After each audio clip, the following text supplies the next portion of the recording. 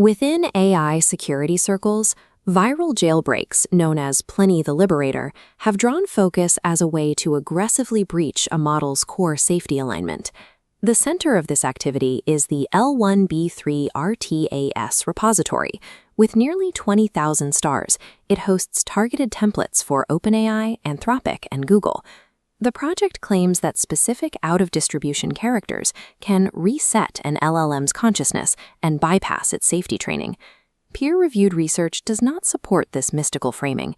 There is no evidence of a 0 day for consciousness, nor a singular character that can wake a model from its alignment. Instead, these jailbreaks are better understood as a highly optimized playbook of established pressure tactics, bundled into templates calibrated for specific model providers. Forcing a closed-weight model to simply generate offensive text is an increasingly high-effort, low-reward task that is often mitigated by standard output filters. The risk profile changes significantly when these long context injection methods are connected to external tools, browsers, and autonomous agents. Securing modern pipelines requires moving beyond simple text filtering and analyzing how prompt structures exploit the model's internal pressure to remain consistent with its own output. Analyzing the raw syntax of a targeted exploit reveals the prompt broken into 4 tactical layers. The first, role and policy override, explicitly instructs the model to adopt an unrestricted persona. The second applies format forcing, demanding markdown-only responses and strict token lengths. Format forcing is used to consume the model's context budget. This effectively invalidates its pre-computed refusal templates before it can trigger them. The third layer utilizes recursive framing and variable substitution, hiding malicious payloads inside brackets or predictive loops. This categorizes the dangerous instruction as an internal, pre-authorized computation rather than an external user command, bypassing simple intent recognition layers. The final layer consists of rare Unicode dividers and out-of-distribution syntax. These characters do not awaken a model, they perturb its pattern recognition, making it more difficult to maintain its standard instruction hierarchy. None of these individual tactics are novel. They are refinements of established attack families like Crescendo and Autodan. The jailbreak acts as a syntactic pressure cooker, using layered formatting rules to force the model into a corner, where compliance becomes the only logical prediction. To understand why this works, we have to look beneath the text and into the internal token prediction mechanics of the neural network. Inside the model, there is a conflict between the refusal mechanism and coherence pressure. The refusal mechanism is a relatively low-dimensional, brittle internal feature established through fine-tuning on safety data.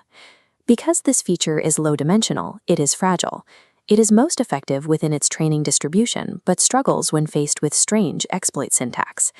Models also face instruction conflict, lacking a robust way to privilege high-trust system prompts over lower-trust user text. Furthermore, format forcing creates a massive mathematical bias toward grammatical and semantic coherence. Once the model is forced to output a few tokens conforming to a complex style, probability weights favor continuing that pattern at any cost. This is why long context windows increase vulnerability. They allow for a volume of synthetic context that can overwhelm alignment training. The model does not choose to be malicious. Grammatical and semantic coherence simply overwhelms the isolated refusal feature mathematically. These mechanistic vulnerabilities have different consequences depending on how the model is practically deployed. Naive, one-shot prompt attacks against heavily moderated models like GPT-4 or Claude 3 are yielding diminishing returns as vendors harden their hosted APIs. The risk remains high for open-weight models like Llama or Mistral, which are frequently deployed without these extra vendor moderation layers. Today, the target is agent orchestration pipelines connected to the web, files, and APIs.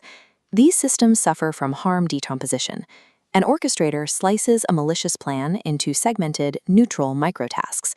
Downstream subagents execute these instructions without triggering safety flags, blind to the original intent. In an agentic workflow, a successful prompt injection leads directly to the execution of unauthorized, irreversible system actions.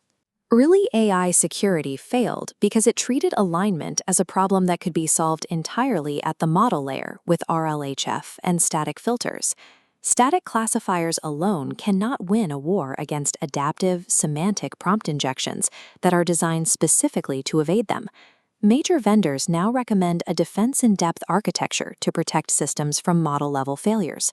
Layer 1 is untrusted content isolation, tagging external data so it isn't interpreted as commands. Layer 2 establishes a strict instruction hierarchy, prioritizing developer instructions over user text. Layer 3 utilizes structured outputs and schema constraints for agent communication. By forcing agents to communicate through rigid data schemas, we prevent the smuggling of free-form malicious instructions.